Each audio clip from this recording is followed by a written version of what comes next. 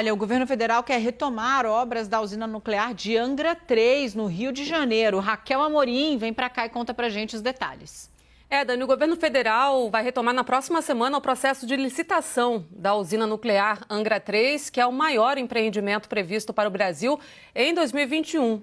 E a instalação da unidade deve custar aproximadamente 15 bilhões de reais. Quando entrar em operação, a nova unidade será capaz de gerar mais de 12 milhões de megawatts-hora por ano. Energia suficiente para abastecer as cidades de Brasília e Belo Horizonte ao mesmo tempo. A gente volta a conversar com o repórter Pedro Duran, que tem outros detalhes. Conta, Pedro. Pois é, Raquel, a ideia é abrir os envelopes para saber quais foram as propostas dos 18 grupos que se interessaram pela construção ou pelo término da construção de Angra 3 e fizeram propostas na quinta-feira da semana que vem. Essa é a previsão do governo federal, que quer aportar recursos para Angra 3, mas espera 15 bilhões de reais na construção da usina. Isso levando em consideração a iniciativa privada, que também vai ajudar a fazer com que a usina termine. Muito embora as obras devem ser muito prontamente retomadas ainda nesse ano, talvez nos próximos dias, a intenção do governo é que a usina só esteja funcionando lá para 2026, 2027.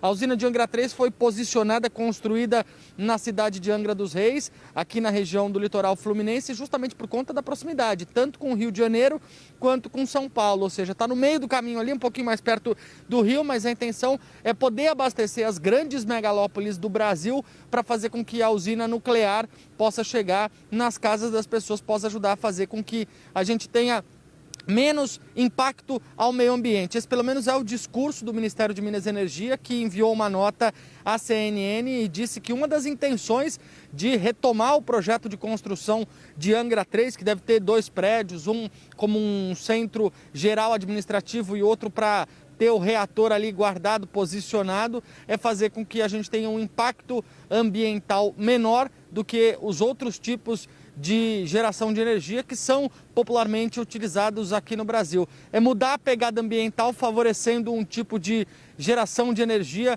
que é mais barato e mais econômico também para o governo e para a sociedade civil. Daniela e Raquel.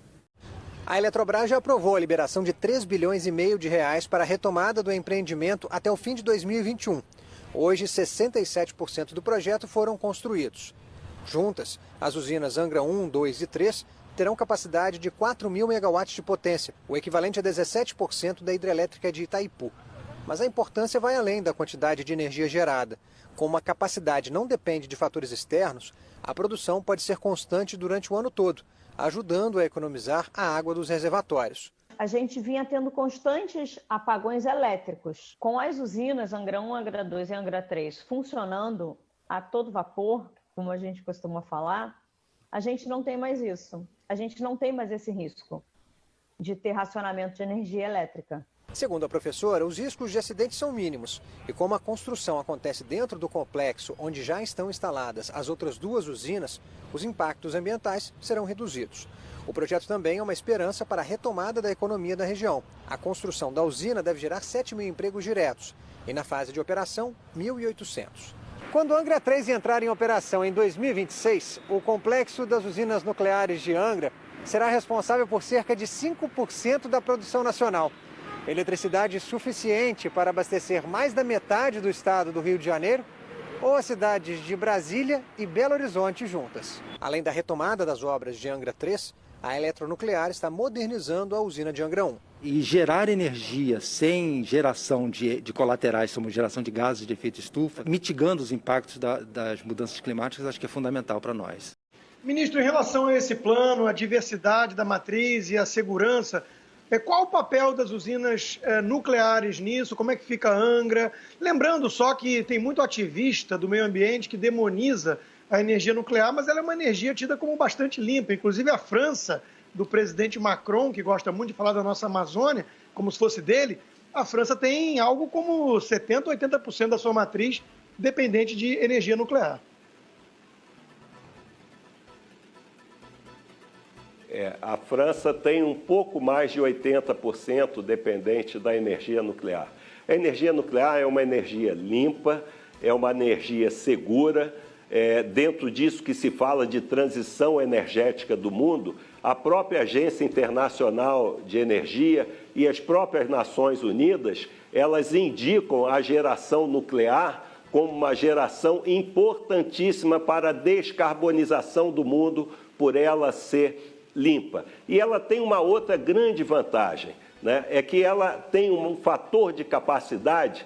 As nossas usinas, por exemplo, nós só temos 2 usinas por enquanto, a Angra 1 e a Angra 2, o fator de capacidade dela é 90%, ou seja, ela gera a sua capacidade 90% do tempo.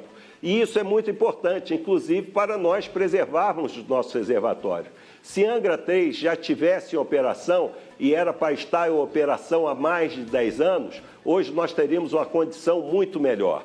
Pretendemos, né, hoje ou amanhã, vai sair um edital de Angra 3, 70% das obras já estão concluídas e pretendemos colocá-la em operação já em 2026.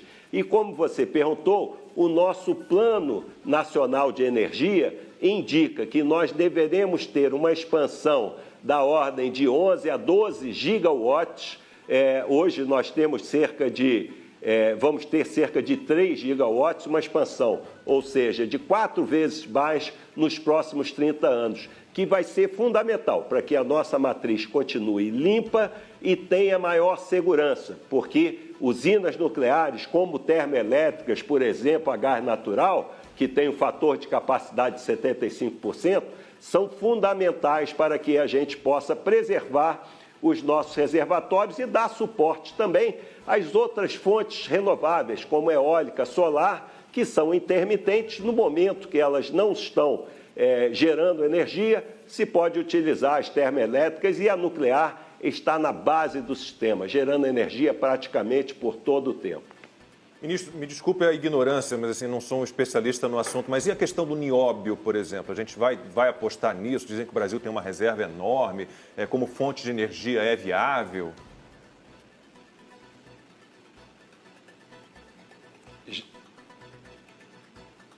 Já estamos trabalhando nisso, Lacombe, no nióbio.